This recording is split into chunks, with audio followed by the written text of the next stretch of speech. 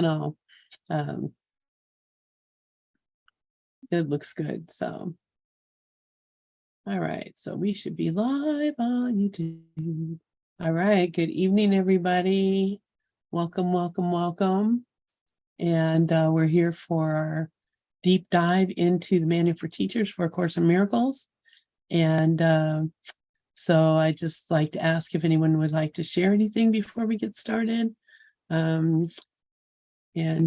see Vishnu coming in. Hey, Karen.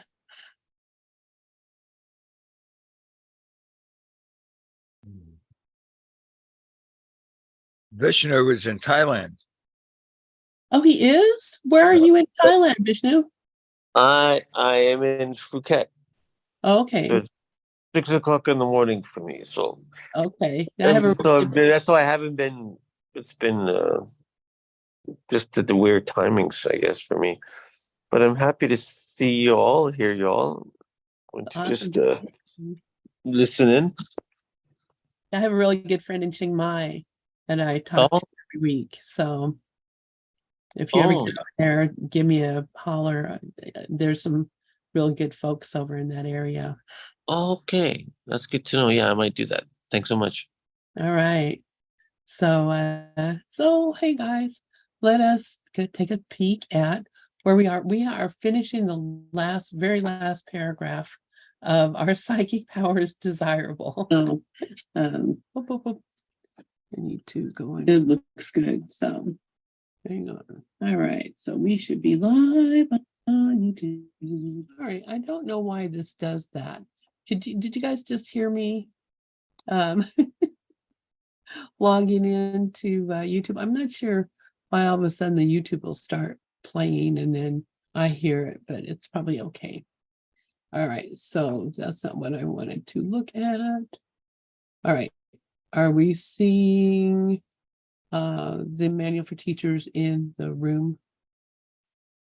I think so, yeah. All right. Ooh, what happened? Oh my goodness. Things are moving around, getting crazy on me. All right. Try to move that up a little bit. Oh, I see, because I have two windows up, and that's why. I have a window. Okay, I have a window open for that and a window open for that. Don't mind me, I'm just confused. All right, I'm going to make this a little smaller because I think it's, there we go. All right, can everybody see that now? We'll move on. Yes. Down. Okay. All right, so we're on paragraph 5 of this 5-paragraph section. Oh no, I guess we have a whole nother paragraph. We have 2 paragraphs left. So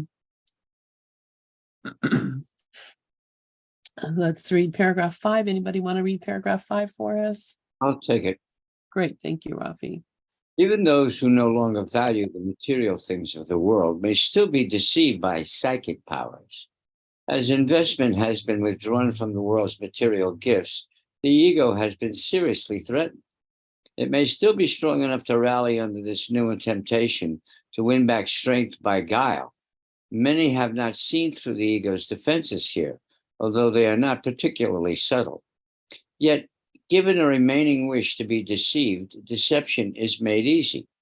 Now the power is no longer a genuine ability and cannot be used dependably. It is almost inevitable that unless the individual changes his mind about its purpose, he will bolster his power's uncertainty with increasing deception.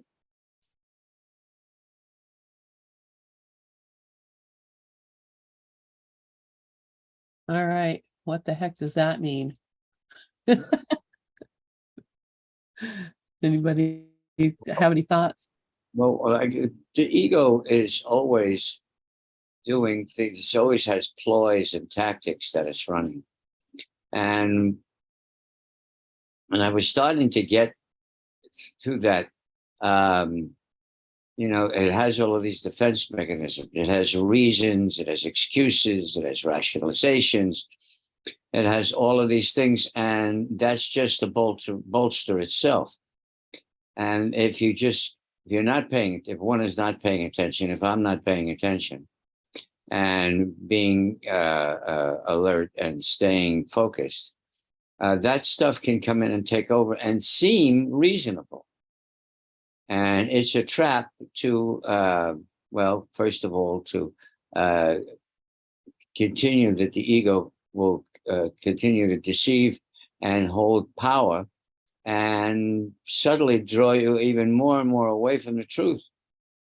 So it can, manifest its I can't think of the right word, but it can reinforce itself.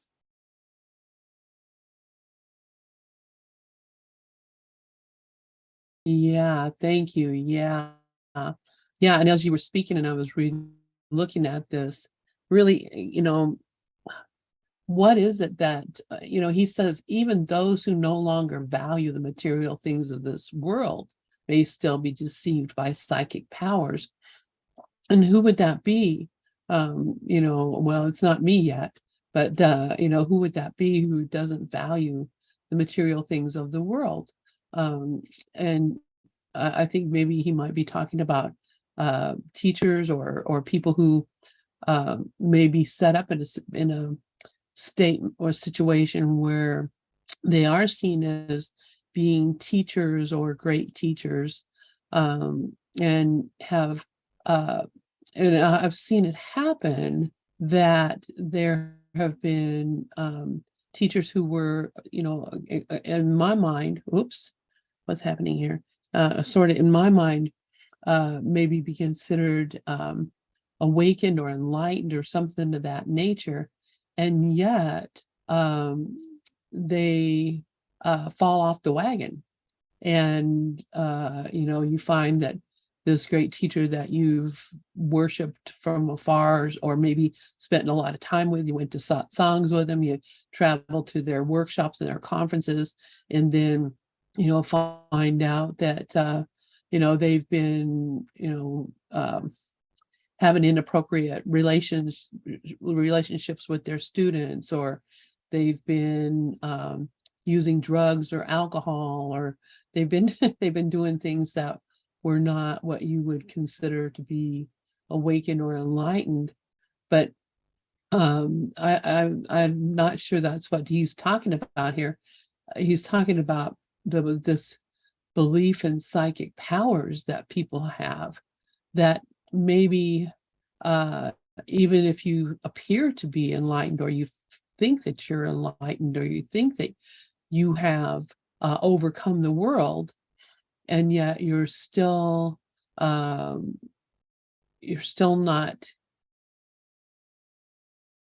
really hearing the voice for God, or really teaching the what the Holy Spirit's lessons are, or whatever. You think you're hearing it, you think you must be in a place where these things would be coming to you, but if you're not real clear, you might be teaching foolishness. And for instance, a teacher that I respected and thought a lot of, after I had kind of bought into him. Believe me, I've been the one who's bought into all the teachers. Anybody who came along that seemed like they knew something, but they have this idea that if you weren't a complete vegan, then couldn't work with you, or you couldn't, you'd never be enlightened. And that's, and you ask, well, where does that come from? And for them, it comes from their guidance, and that might be considered a psychic power. But guidance would, in my mind, would never tell you how to behave. True guidance only is there to teach you what to think about what is happening, not what to do or what not to do. And so I've lost faith in that teacher, because I recognized that what they were saying was a spiritual truth, was really a misconception that could only be taught if they didn't really understand the truth that they were expressing. I don't know. That's just my own opinion. Does anybody have any thought? Please go ahead. Dig me out of this, because I'm like, yeah, I'm a little baffled here. Go ahead, Dove. Rafi, did you have your hand up, Rafi? But if you want to go ahead. All right. I think he's talking more in the line of like John of God down in Rio, rather than looking at someone's behavior, because behavior is always about guilt. Like, he's doing something with the students. He shouldn't be doing that. That's like in this world, that's called the fall from grace. But I don't think Jesus is talking about that kind of misbehavior. In fact, he almost never talks about behavior at all. He tells you that. He's only talking about, oh God, I'll take this call. Bye. Hi.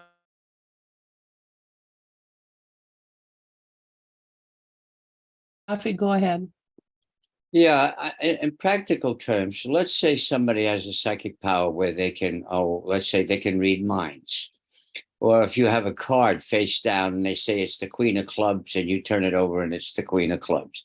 And they have stuff like that. Well, they're doing, look what I can do. They may have pulled up, the power is from the oneness of being, our infinite self, but they're using it to inflate their own ego. And there's the trap right there. I can read minds. I can tell you what's going to happen Tuesday morning at 10 o'clock. I can, and look what I can do. Look what I can show. So it's back to that ego I again. And again, it's ego inflation. And they've taken a power that we all have and turned it into something that said, look at me, look at me, look at me. And that's a recipe for disaster. Yeah, thank you for that, Rafi. And yeah, you're making me think too. I mean, even people who are Course in Miracles teachers and students will, talk about,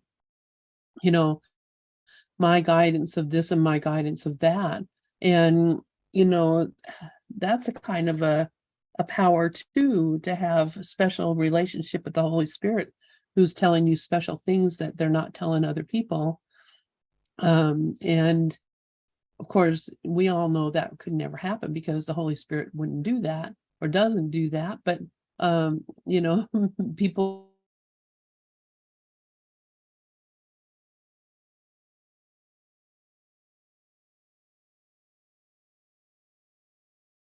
Lost you, Lynn.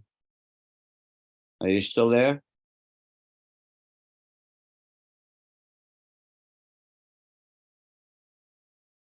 Lynn. And I got kicked out. I'm going over to the other computer. Rico, please go ahead. Can you put the number 5 back up there?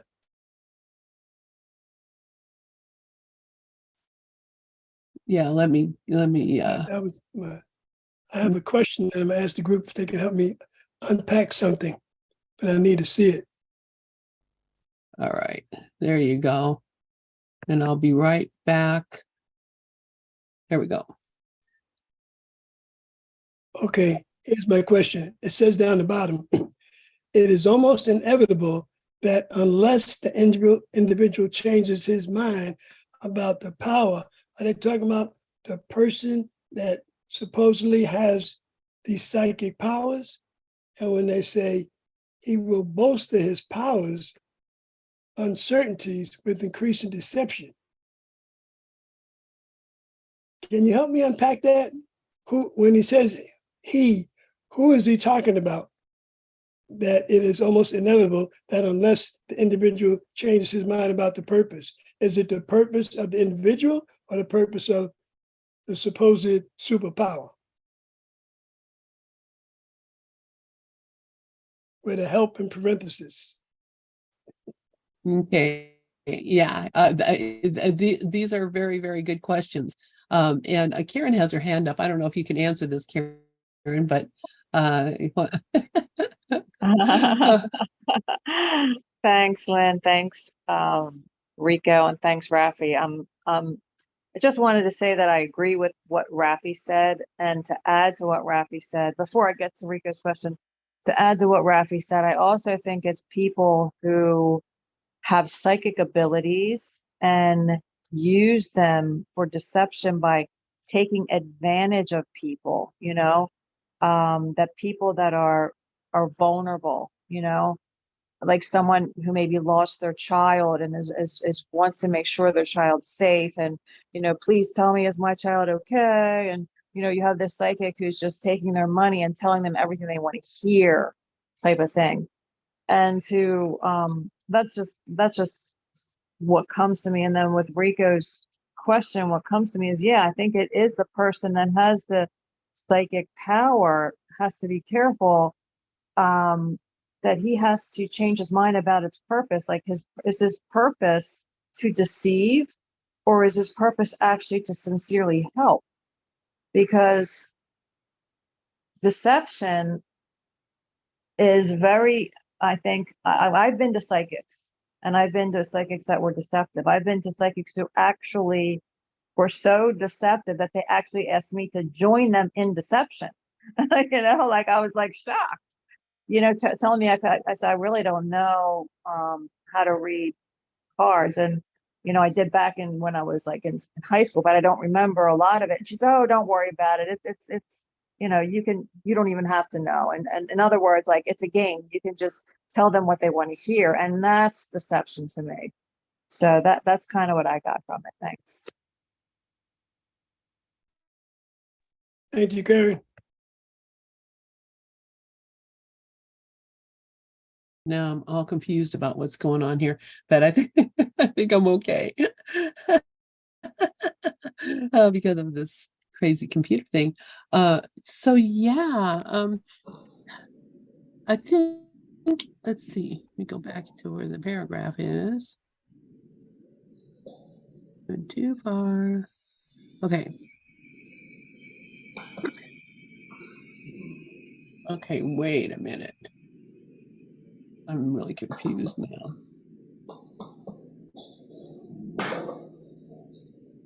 I am going to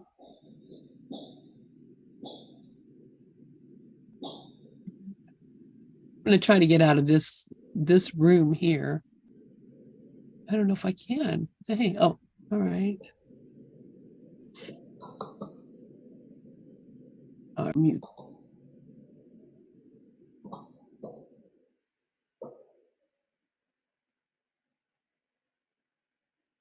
I just realized what I needed to do was reclaim the host.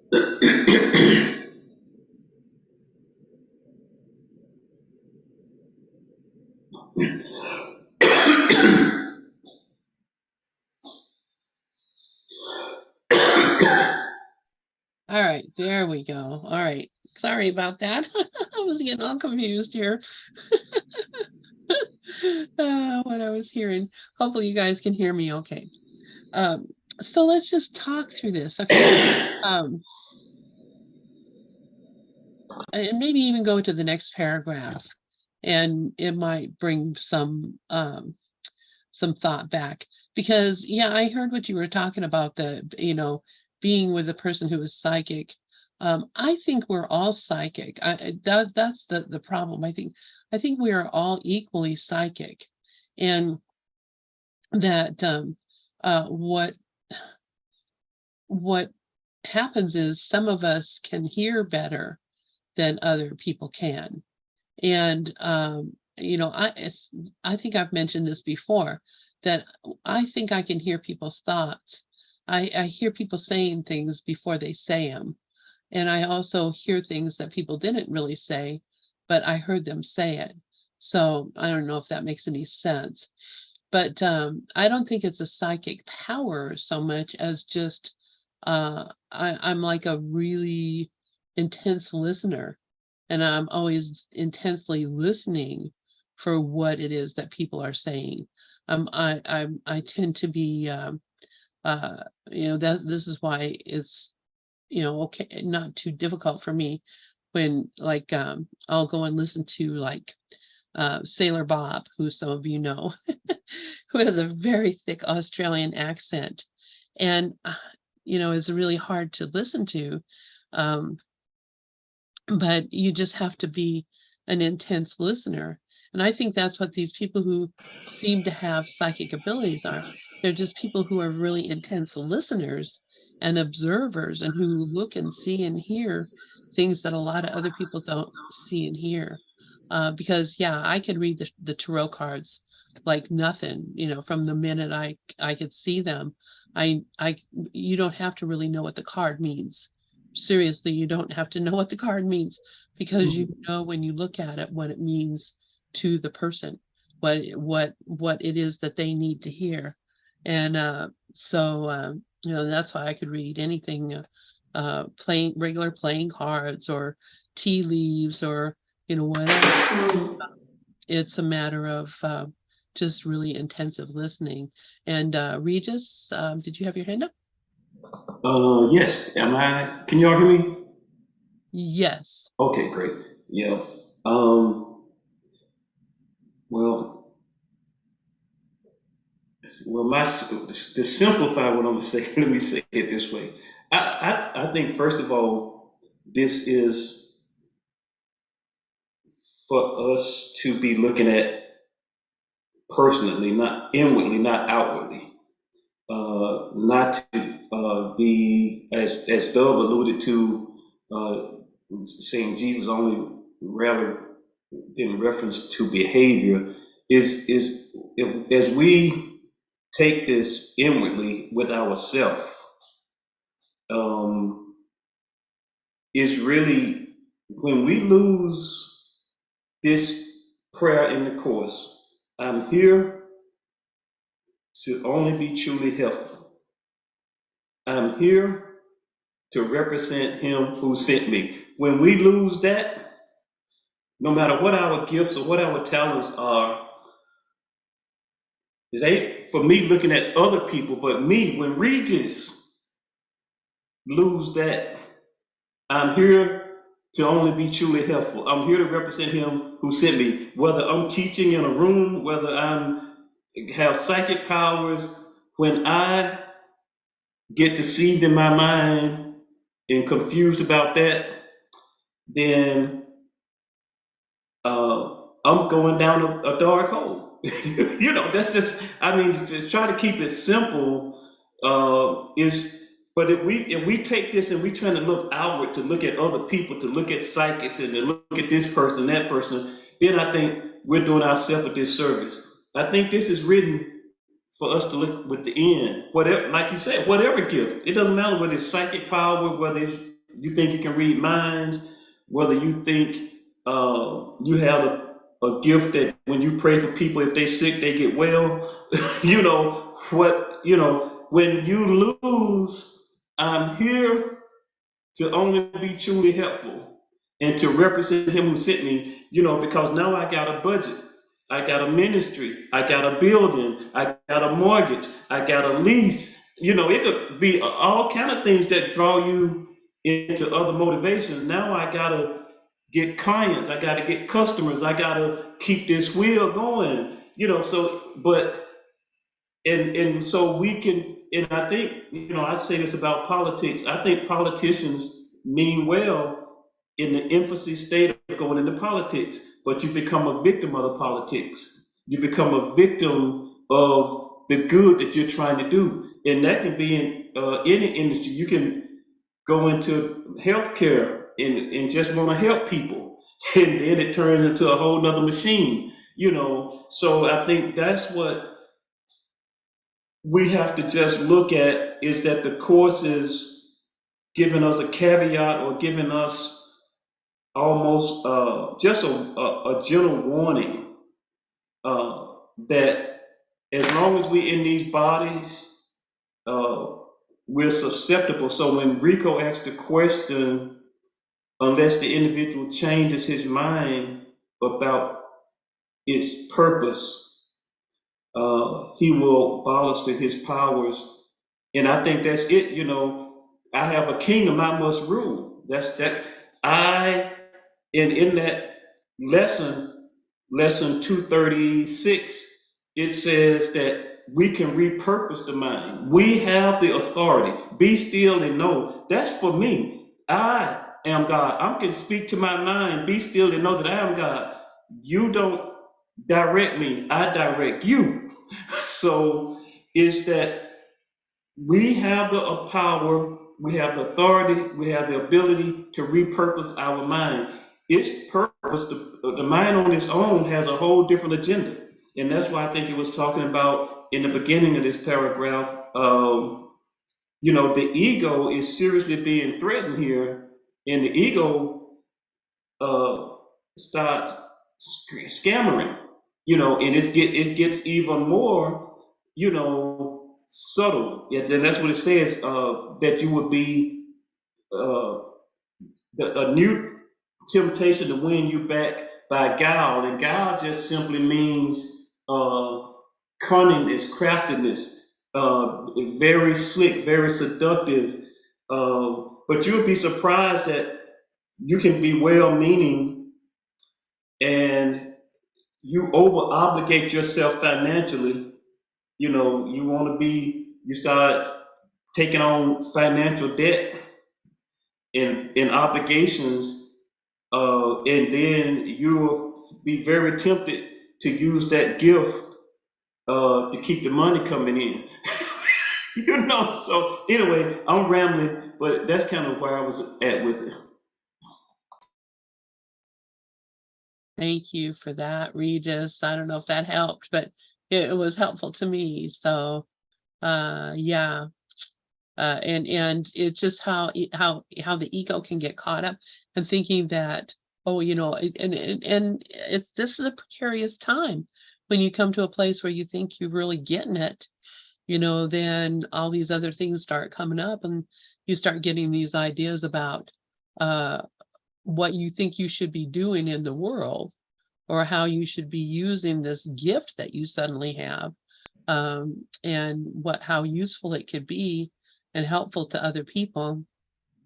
And I got to watch that too, because I counsel a lot of people, and be real easy to get caught up in thinking that what I'm doing is a special thing and that it's something that they couldn't get from somewhere else. So I think like people, uh, people feel like they get certain results through you, and I'm talking about me or you or whoever. They'll put you up on a pedestal, and they'll start kind of really worshiping you on a certain level, and they will start coming to you and saying, and putting you in that place where they're setting you above themselves. And if you don't watch it, the ego likes it. Oh, you're so wise, Regis. Oh, Regis, you're so clairvoyant. Help me with this problem. And I'm willing to pay you, Regis. I give you. I've had people to call me and say, "Do you counsel? Will you counsel me? I'll pay you." It's like, So when it says that word guile, there are 101,000 ways in which you can subtly be drawn out of that state of I'm only here to be truly helpful. I'm only here to represent him who sent me. The ego has so many subtle, suggestive, passive ideas and ways, and it don't have to be about money. It could just be about pride and just ego, and people think I'm all of that in a bag of chips, And I got followers, and I got whatever. So it's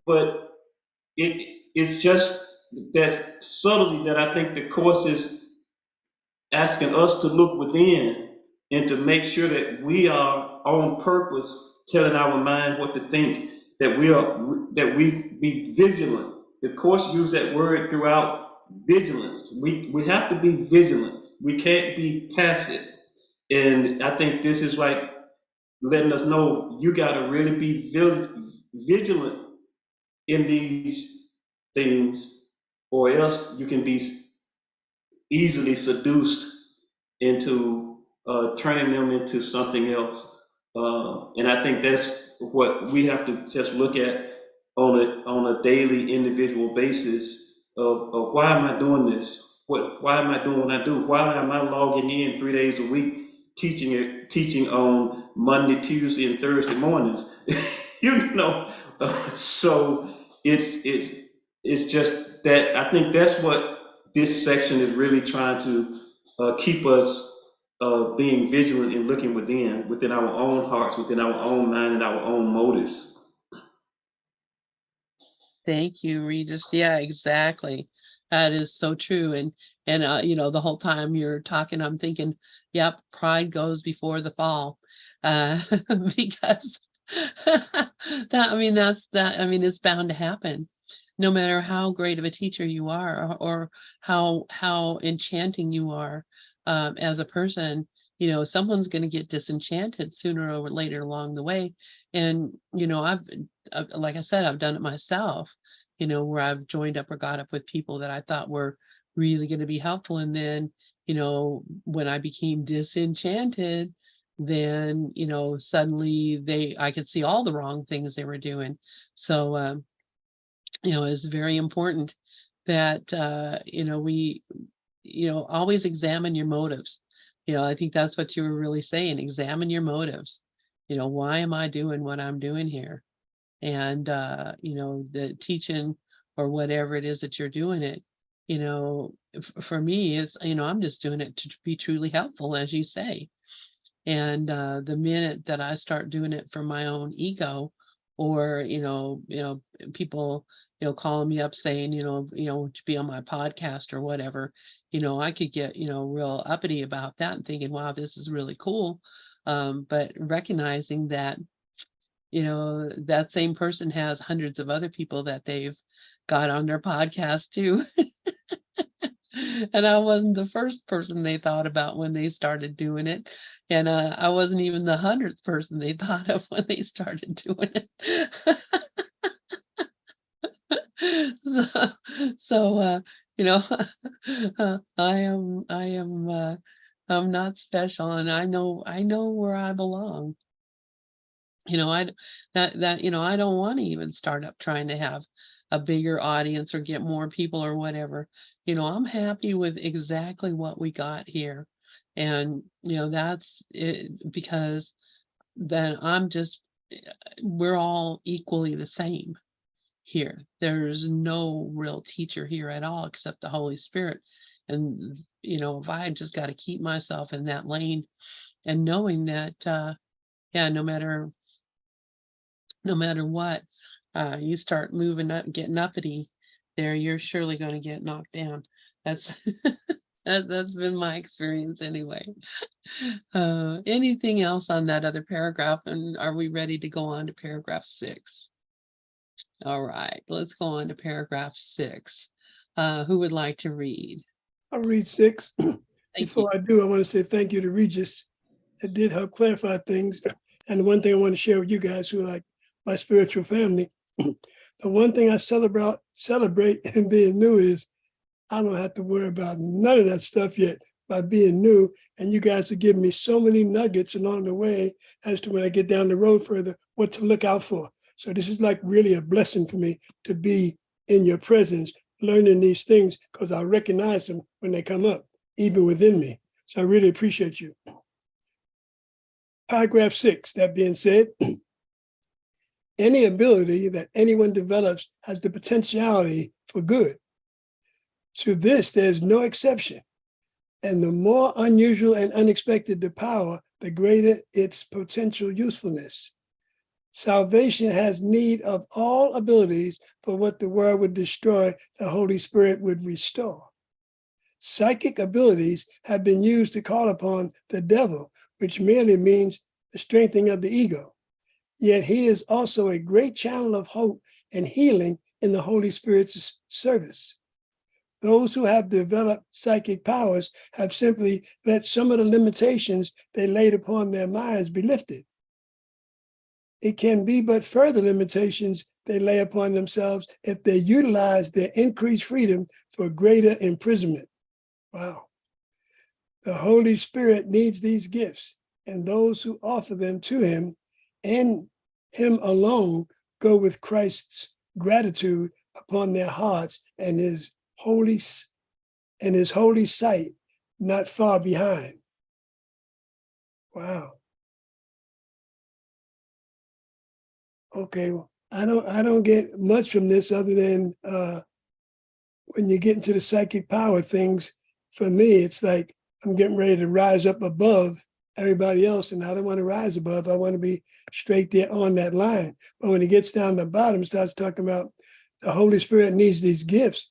I'm assuming that you're using the psychic powers for gift type purposes instead of little self type purposes. Then Christ's gratitude would be looked upon them. This is really interesting. This is another one I'm going to have to read after I leave you guys again, and probably again. I know it's packed, but I'm going to let one of you professionals unpack it. But for me, that's all I got. All right. Thank you. Thank you. Thank you, Rico. Yeah, that's so beautiful. And I'm going to let Rafi talk here in a second. I just wanted to kind of, when we're talking about like in this general psychic powers, a lot of it is having actual empathy with another person, that you have, there's something there's a real thing that comes between humans and people. We have something in our brain called mirror neurons, and mirror neurons are how we connect with each other on a emotional kind of way, and it's an actual real physical connection. And I won't go into how they discovered these things or whatever, but it's like, if you're watching, you're watching a kid, running down the street and you see them trip and fall, that feeling that you get in your gut, that feeling that you get of that, I mean, it's an actual feeling that you get that has to do with your connection to that child, not have nothing to do with you thinking about how bad it is that they fell down. You actually have a connection and you actually feel something that they're feeling, because minds are connected. So I love, that's a psychic ability that can be really, really helpful, because maybe you're with someone and they're sad, and you can feel their sadness, and it gives you a way of being able to communicate or work with them. Anyway, enough of that. Rafi, please go ahead, and then Regis. Yeah, I think Rico nailed it perfectly. Everything that is going on or seems to be going on is here for our ultimate good. Everything. There's not one thing that isn't. I mean, even a leaf on a tree or psychic powers. If used correctly, we are given these gifts and meant to give these gifts back. So to serve. And if you use the power, use the psychic power, the psychic ability to serve, then you're using it for what it's correct, what it was correctly meant for, what it's correctly designed for, atonement, transition, self-realization, whatever you want to call it. For us, and if you're using it for others, you're using it for yourself, because there are no others, there's only the one. If you start using it to, glorify your own ego, well, then you're going in the opposite direction. And once again, it's going to wind up with ego suffering, which is all ego knows anyway. And so once again, no matter what gift you've been given, that gift is here to serve. And if you, like I said, if you use it for something else, then you're using it to enhance an ego, and you're going down that rabbit hole again.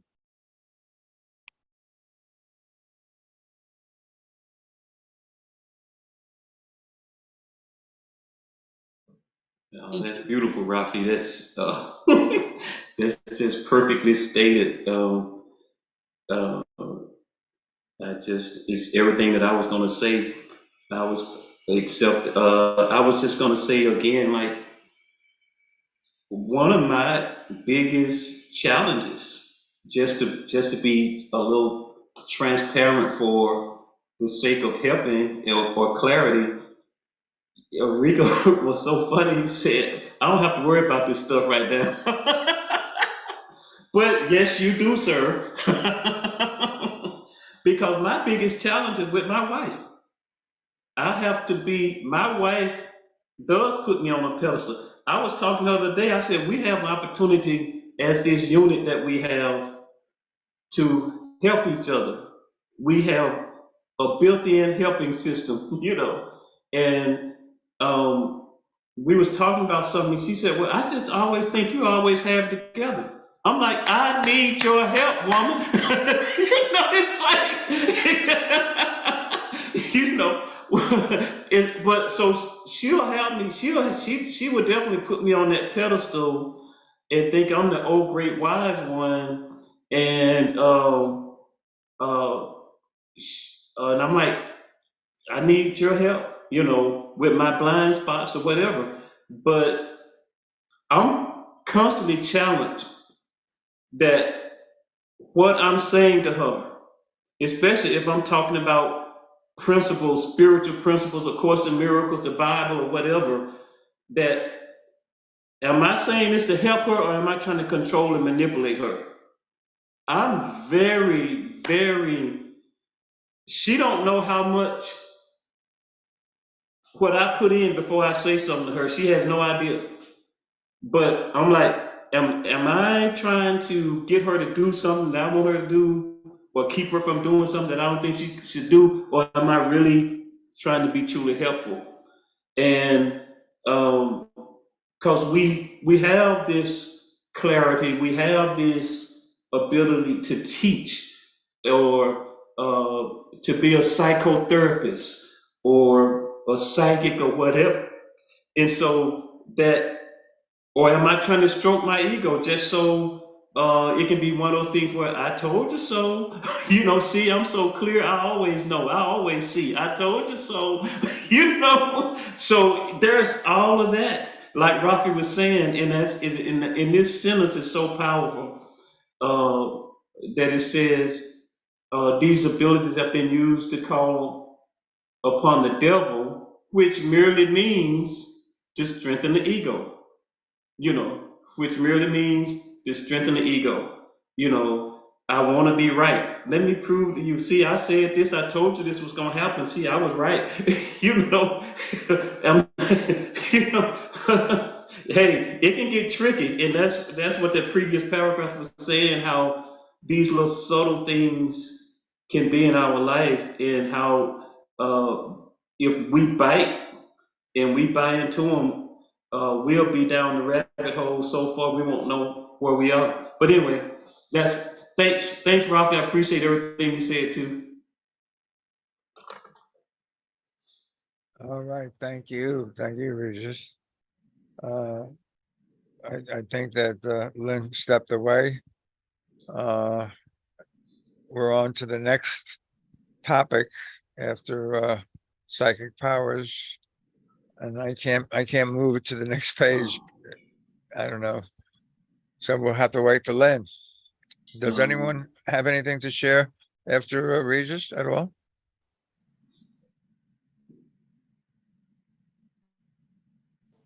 Nicole? Yeah, Yeah. I will share. I don't know whether those who've known me for a really, really long time, back about 2018, 2019, I went through this stage where and how I perceived it at the time was that I came online to this energetic attunement and could feel energy, and I was connecting in with like with those who aren't, which seemed at the time like in upper dimensions, and working with them. So I ended up actually during that stage connecting with I didn't know a lot of people in A Course in Miracles communities and things, or even Way of Mastery, that were working with this energy. So I ended up for a couple of years there, making a lot of friends in the old, light workers and all that kind of thing.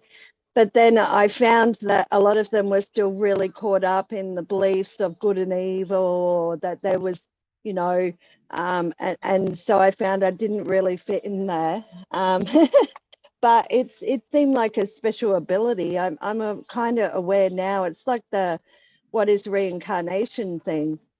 Like, it was a helpful thing for me because it made me aware that I'm not separate, that I'm connected with all that is, not just on the level of reality as in being something separate, but as in now, here and now. And it also helped me to realize that I didn't need to do anything on my own, because there was this, I used to joke and say the maestro, I felt like a maestro. So this was part of my individualized curriculum, was this energetic attunement and working with those that aren't in a body together with them. It was an attunement kind of thing.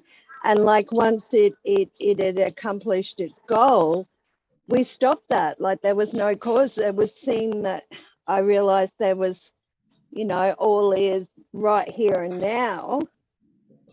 Perfect. And it brought me back to, even though I had an awareness that healing occurs on the level of mind. So before any energy work, I always would go back to those A Course in Miracles roots. I was still like, it was an amazing, empowering thing, like feeling that the energy, this unlimited source of energy flowing through me and out from me. It was an amazing experience I went through. So I have no regrets about it. But at the end of the day, I ended up back here in all this stuff that we're doing in Manual for Teachers, in having to get my feet back on the ground in heaven and remembering it's all in the mind. You know what I'm saying? Anyway, is Lynn back? Because we read this last week. Yeah, I'm back. Yeah. We did, but we didn't go through it. We just read it. So yeah. So was just giving folks a chance to actually review and discuss and think about, what does this mean to me in my daily life, which.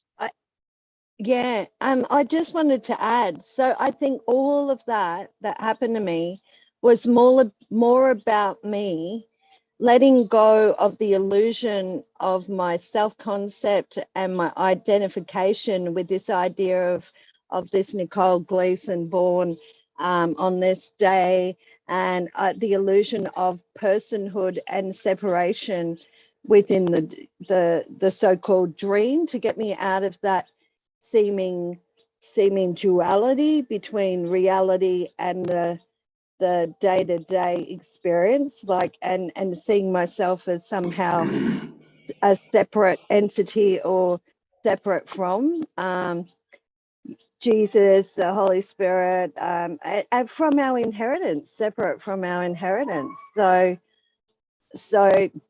just like that is reincarnation. No one needs to believe these things, but in my own personal story, it helped me to let go of my such strong identification that I had with my self-concept and idea about me. Anyway, thanks. Thank you for that, Nicole. And yeah, I mean, even the idea or the knowing that Jesus is with you, people might consider that to be some kind of a psychic thing or some kind of a braggy thing or whatever. But, if Jesus is here, Jesus is here. And that's, it doesn't take a rocket scientist or a theologian to know that. Regis, please go ahead. Yeah. I wanted to look at two other sentences of think is sentence 7, and then the last sentence. Those who have developed psychic powers have simply, and that's the key word, let some of the limitations they laid upon their minds be lifted. So we're using this word psychic powers, and I know we covered this weeks ago, but it's not like God has bestowed some power on us. It's just that we have all of this, and as we remove the blocks to love presence, you know, these things we'll start noticing. Uh, um, that and then we'll kind of notice, oh, I can do that, oh, I have that, that was helpful, that allowed me to help someone. So it's not like in Western religion where we just been so brainwashed to thinking, oh, God have put this special gift on this person, he have given this person this special gift, but really that person, they just allow certain limitations of their mind to be lifted, and they start flowing into this, and and whatever goes along with that just goes along with it, based on your understanding and your knowledge of what's happening with that experience. But the last sentence, it says the Holy Spirit needs these gifts, and those who offer them to him and him alone. And that's what I was saying. I'm here to only be truly helpful and to represent him who sent me. And those who offer them to him alone go with Christ's gratitude upon their hearts and his holy sight not far behind. So I think we don't want to lose that part of this section. Are psychic powers desirable? It ends, this is the last paragraph of this section, and the last sentence says, the Holy Spirit needs these gifts. So we want to remember that at all that we've had to say in all the ways that they can be misused, we want to remember that this is a good thing. The Holy Spirit needs these gifts. And so, thanks. I see Nicole has her hand back up. Yeah, go ahead, Nicole. Thank you, Regis. Yes. Yeah. So yeah, I was going to say, like, Lynn was talking about the mirror neurons, or people call it empath abilities. So where you feel, that was something I already had. So I had this feeling thing, right? And for example, if I used to be a massage therapist when I was younger, and I would intuit, you could intuit by connecting in with the person where you needed to massage and where they had pain, and you could feel it, that kind of thing. So there's the lesson in A Course in Miracles, my holiness envelops everything I see. So on this level of feeling attunement, and this is what I believe a lot of those that are so-called identify with light workers or energy workers are experiencing this, connecting in energetically in the field, and there comes this expansion of the field and awareness, we're not the body, where you can actually experience your field and your holiness enveloping everything you see, and the experience of, for example, feeling of the ocean in the drop. Do you know what I mean? So it's like my holiness envelops everything I see. There is nothing my holiness cannot do. So it's a letting go of identification with the body. So I really feel like that is a curriculum. You know how they talk about the universal curriculum? There are those in that full-on new age that have got their own kind of. And do you think the Holy Spirit or those advanced teachers of God are going to ignore those who have chosen, they wish to awaken, and yet don't identify with Christian terminology and are going in this way with, you know, feeling empowered and excited about these powers that are coming online. That is also a curriculum for some of our brothers and sisters, you know. I just wanted to say that, but it is an awesome, amazing feeling, and it really is, wow. And yet, like what Regis says, it's simply those who have let go, have simply let some of the limitations that are laid upon their minds be lifted. That's it. Because we are all one and we are all connected with all that is, you know. So we all do have that ability to tune into and connect. And when you're doing that, it can be tempting to get caught up to see yourself as somehow special, right? Oh, having a special ability that others don't have.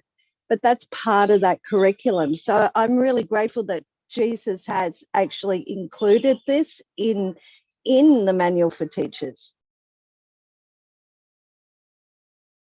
Yeah, thank you. Yeah, you're right there, Nicole.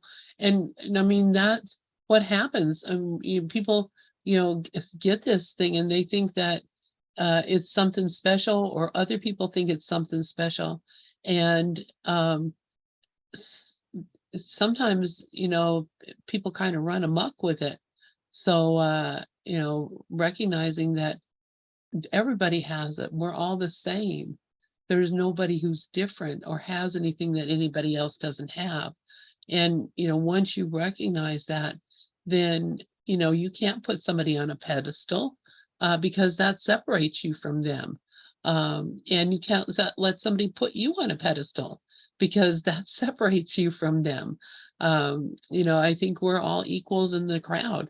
And, the only time Jesus was raised up was when he was on the cross. Otherwise, he walked among the people. So I don't know what I mean by that, but made sense. Karen, please go ahead.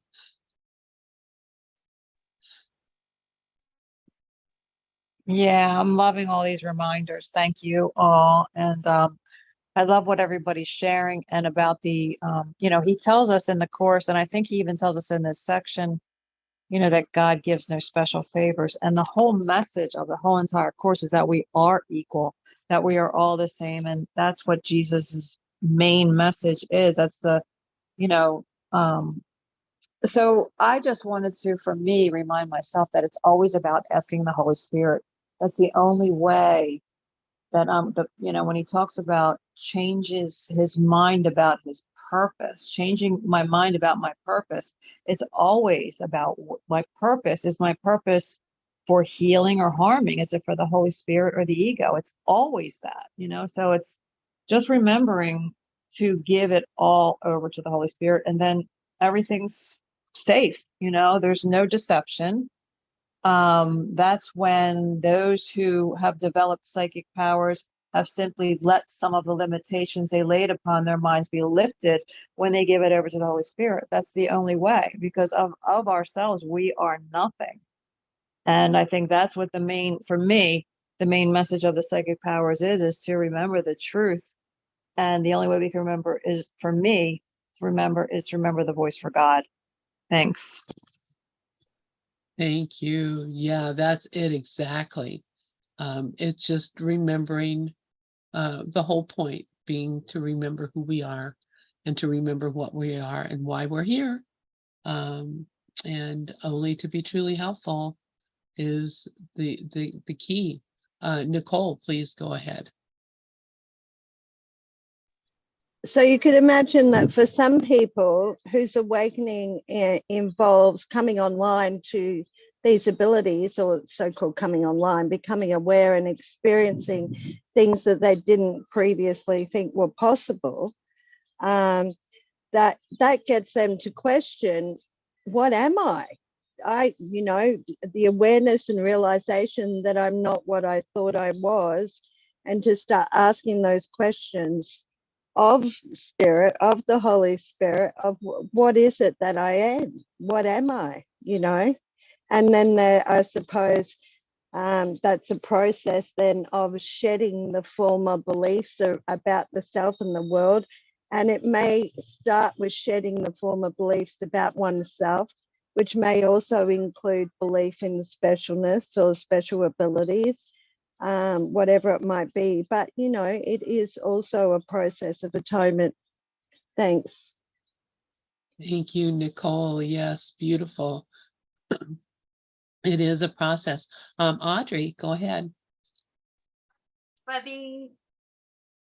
Hi, how's everybody doing? I just wanted to share the part about the giving things over. I don't know where in the course it is, but it talks about a blank, like if when your mind is with God, you have a blank mind. And it's a wonderful experience to have. And that's when I know I'm in the flow. And then as soon as I'm back, I'm the character again. So it's amazing how empty the mind truly can be. Thank you. Thank you, Audrey. Yeah, it is amazing. All right. Does anyone else have anything to share about this final paragraph of Our Psychic Power is Desirable?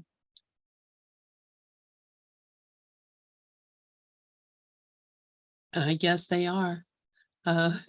If we get them, we better remember to use them and to use them for what they're there for. All right. Well, then good. We can come on to the next section. 26. Can God be reached directly? That's the most important question, isn't it? Audrey, please go ahead. Oh, so sorry. I'm still back in 25 of the psychic powers, and I just feel that it's important to know, for me, what I've learned is the most important thing is to, when looking upon a brother, if I see something, is to go within my own mind and see if it's blank, to see what I'm to do in the moment, because the best gift I can give is to turn away from the belief in the body. Really, I don't think psychic powers are great or whatever, because people are not even awake to anything, and I feel most would be misused, for miscreation. And I just feel like if I'm to be asked, you know, do you want to stay, or, you know, you can go back or you can come home. And for me, I wouldn't come back. I need to say I'm not a body. Goodbye. Like, the world is not the truth. Thank you. Thank you, Audrey. That's beautiful, beautiful, beautiful. Thank you so much. Nicole, please go ahead. Well, the thing I learned is that they can't really be misused. We can imagine they're being misused, but that's just dreaming in imagination, because I have myself can do nothing. So any of these involves the connecting in with our source, connecting in with the Holy Spirit, connecting in with God. We may imagine, but the Holy Spirit isn't going to be, there's no cause for any fear around that kind of thing, or that people could misuse it. They could imagine it. Like, someone could, let's use the example, those who think they believe in witchcraft, for example, right? That's just a dream. Okay, so someone might imagine that they can use, right, you know, special powers in order to harm someone, for example. It's not real. They can't do that, because the Holy Spirit is not going to allow that kind of energy to be used that way. But sadly, what the issue is that those who fear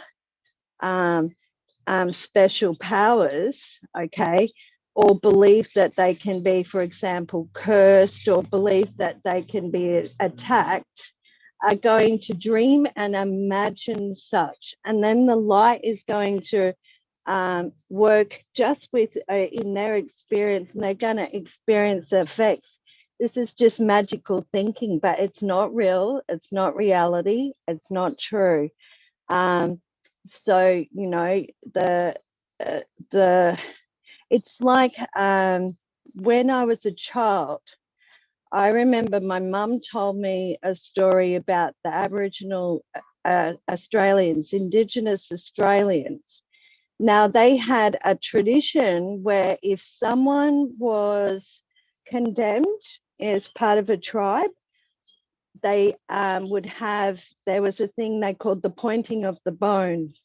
And if one had the bone pointed at them, their belief was that was a death sentence, and they would go away and die, right? They would, if they had the bone pointed at them, it meant that they were had to go off and die. And because they believed in it, they actually did die. They'd go away and die because it's not real, and it's the power of the mind, you see.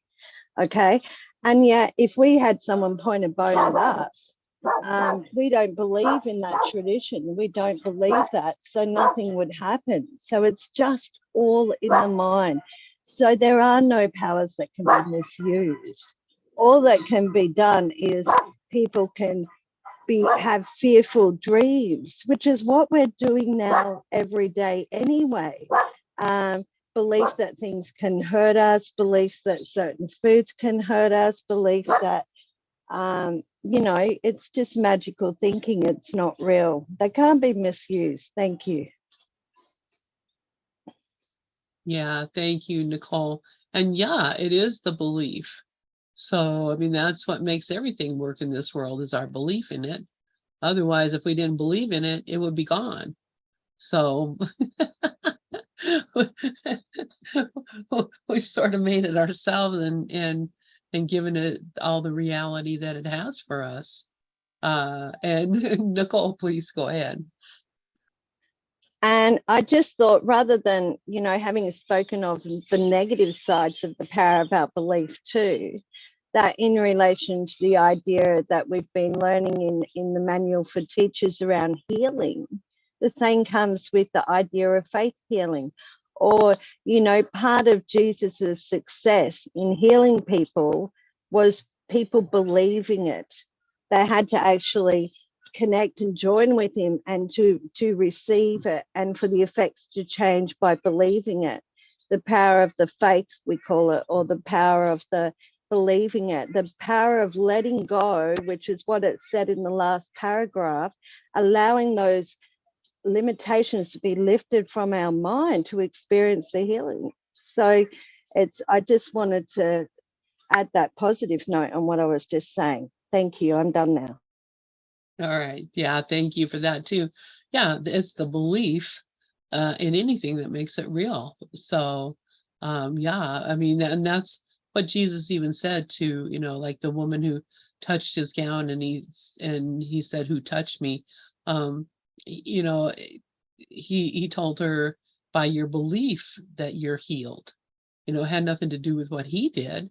It was her faith in touching the hem of his gown that made her healed. And you know, that's, you know, what makes us sick too, is our belief in sickness. So the mind is a very powerful thing, and has a very, very powerful effect. And you know, it's up to us to be that, as Regis was pointing out to us, I have a kingdom I must rule, and that's my mind. And if I'm not ruling my own kingdom, then I will get caught up in you know, beliefs and ideas and stories and all that stuff. Nicole, please go ahead. Sorry, I can't help myself. So magical thinking, we could see it as superstitious thinking, right?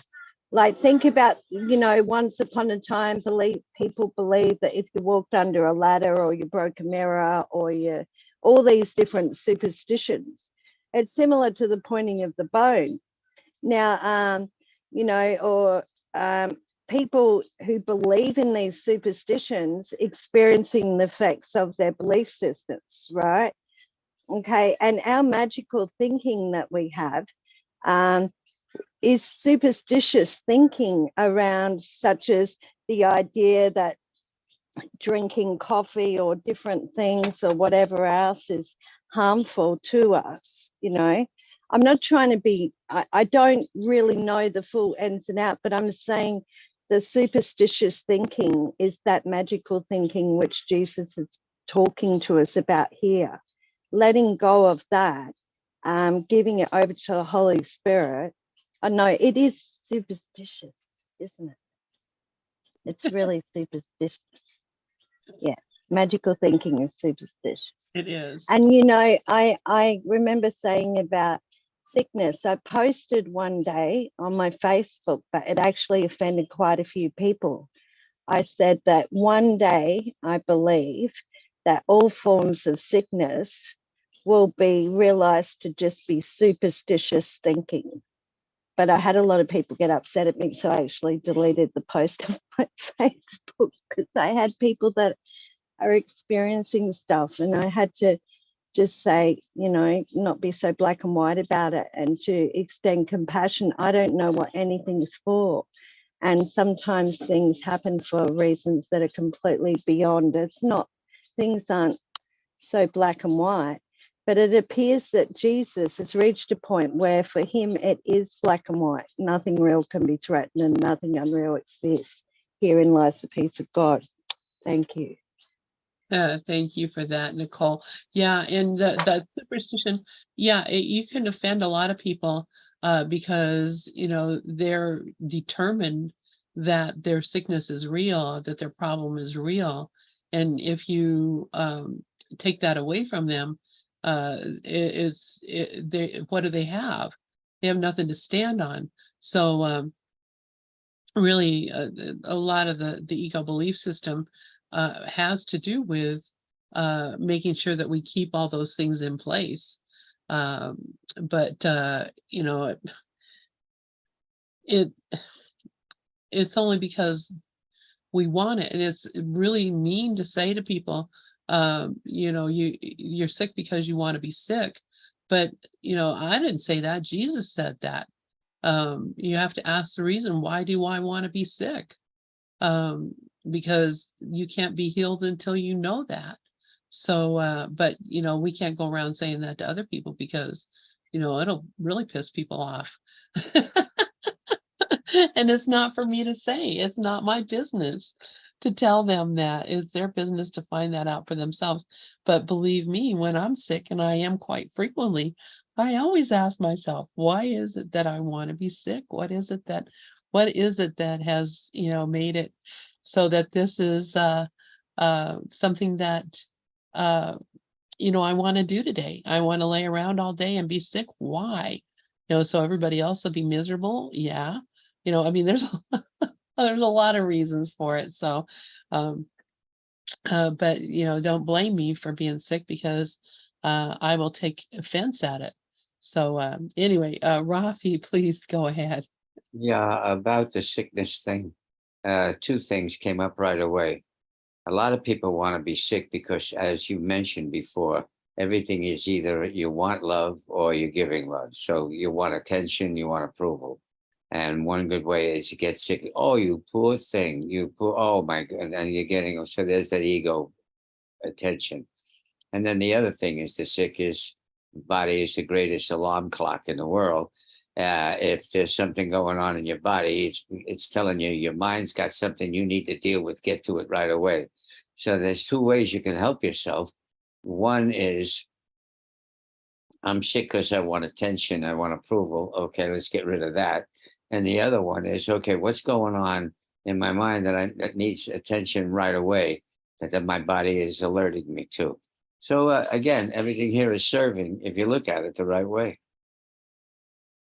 Yeah, perfect. Yes, that is absolutely perfect, Rafi, because yeah, be honest with yourself about what is the reason. And for me, when I've started doing that, I offend myself, I piss myself off. So, but I also know that unless I can look at the reason I want to be sick, I will never be healed. So, and that doesn't mean, I'm to blame for my illness. It just means I'm to blame for my belief in the illness, my belief in its effect, and my belief in the body as being able to have an effect on me. It's pretty simple, but like I said, it doesn't make you happy. It doesn't make you feel good about yourself because you realize, oh, I still have a lot of work to do. But if you use it to show you the work, what do I need to do here? As you said, it's an alarm clock. Nicole, please go ahead. Yeah, on the topic of why people get sick, one thing I've discovered is there can be so many different reasons for it. Let's use an example, and it's a big one, where if you're part of a family that values the work ethic, okay, and I see myself in a world where it's frowned upon if I'm not out there working my butt off, or playing this role that's popular within the dream, or following a set of expectations that I feel I'm supposed to follow. Now, some people who choose that their priority is their spiritual awakening experience sickness in order to facilitate them being able to have free time, get supported by, say, disability or something like that, and to be able to have time free and not get judged by their family or condemned for they've got an excuse now to spend their time focused on their spiritual awakening. Do you see what I mean? There can be so many different reasons why someone experiences it. And when they say about with healing, sometimes the reason we don't experience healing is because there's some kind of payoff in us being sick. And that might be such as what I'm saying. That's just one example.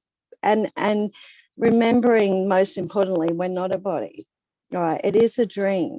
But some of these dreams, if we believe and we're not willing to let go of our fears around what other people will think of us, or we have a belief that we're supposed to be doing something, it actually can be temporarily helpful. It's a weird thing, isn't it? But it's not real. It's a dream. Thanks. It is a crazy thing. but because you suffer, when you're sick you suffer, but there is a payoff. There's always something.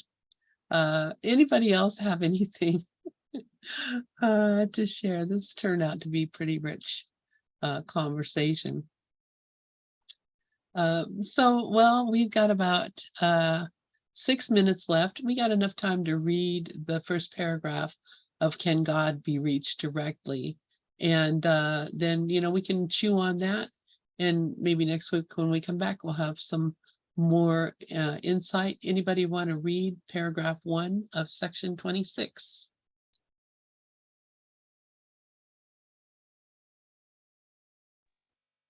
Yeah, okay.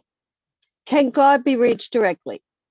God indeed can be reached directly, for there is no distance between him and his Son. His awareness is in everyone's memory, and his word is written on everyone's heart.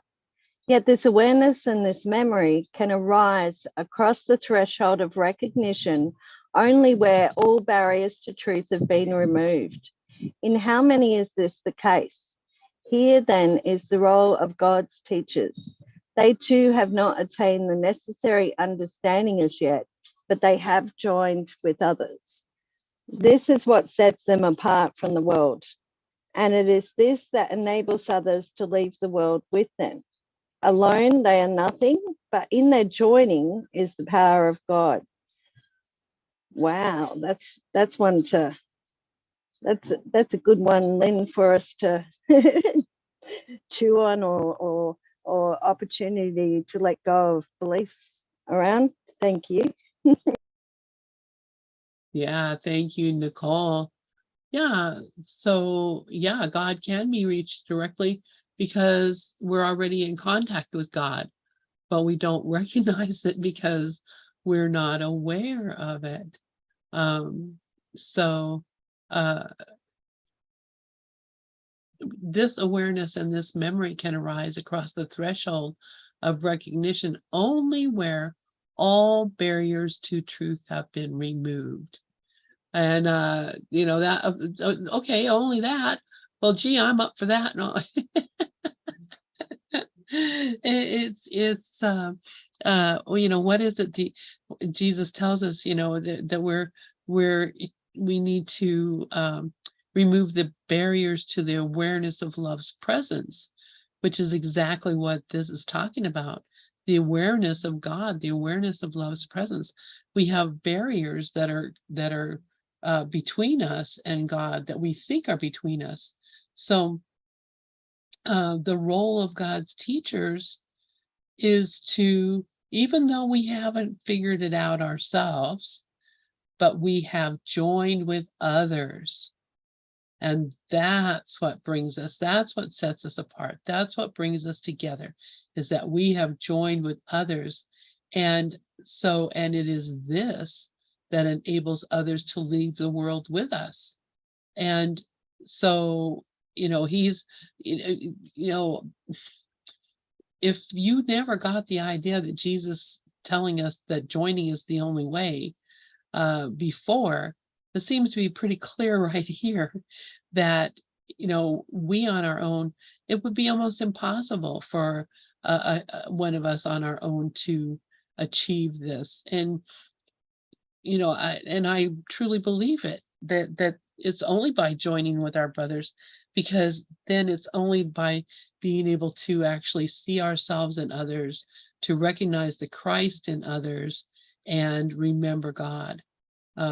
If we don't, if you know, if you go into your own you know, little closet, or go into your own mountaintop or whatever, you're never going to be able, I mean, I'm never is a very long time. You may eventually be able to do this on your own, but it's a heck of a lot more likely if you've joined with others, and that we have come with the same purpose, because that is a holy relationship. And the holy relationship is the earthly form of forgiveness. It really is bringing about the truth and reality of what we are. Rafi, please go ahead. Yes, there are instances where there are those who have achieved enlightenment, atonement, self-realization. Lester Levinson is the classic example. In 1952, a doctor sent him home and said he had a second heart attack, said, "You're going to die. Don't even buy shoes with laces on it. If you bend over to tie your laces, you're going to die." And he went home, he says, "I'm 42 years old, and what's going on here?" So he started to investigate everything. And the deeper he investigated what the truth was, and to get in touch with the truth of love and get rid of all the non-loving things that went on in his past, he became more and more real. 3 months later, he transcended, and he did it on his own. And it was one of the few rare moments in history where somebody actually did it by themselves. Like you said, it's very rare, but it can be done. Going back to, if you're one with the truth, there are no impossibles. Thank you for that, Rafi. And yeah, I mean, there are examples. Even Jesus, we don't know, because I think he had a family who had that they were a scene, they had their spirituality, and he did join with them in that, but he went off into the desert, and we assume by himself, but maybe not. Maybe he was with his Essene brothers in the desert, learning what he needed to learn, but he did. transcend also. But he, it's pretty clear to us here that it's joining with our brothers, maybe the easier way. Nicole, please go ahead. I'm finding because like moments of revelation, right? That's an experience direct with God, and yet,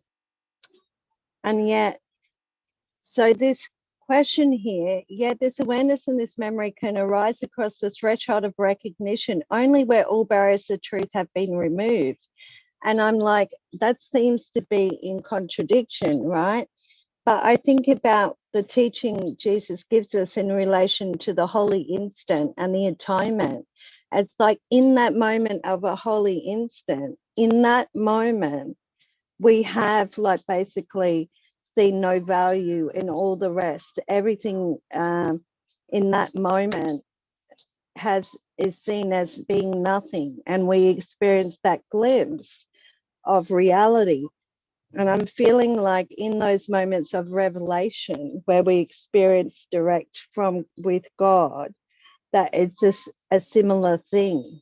It's like, there's that lesson where it says about the clouds, just walk on through, clouds can't stop you, right? But then what happens is we can experience a moment of revelation, but then we start giving value to clouds again, all right, and identifying again as being, so anyway, thank you. Thank you, Nicole. Does anybody else have anything that they'd like to share before we end? And we'll get on with this again next week. But joining with our brothers is the power of God. So to me, that's pretty clear that that's the gift of this course. And I certainly am grateful for all of you for joining with us here and being a part of our little circle of atonement here. Let me stop the share and then bring us all back to each other. And thank you guys very much. I'm so grateful for you. And we'll see you again next week. And join us on ACIM Gather for A Course in Miracles. Bye, guys. Thanks, Lynn. Thanks, everyone. Everybody have a great night You too, my friend. or morning. Or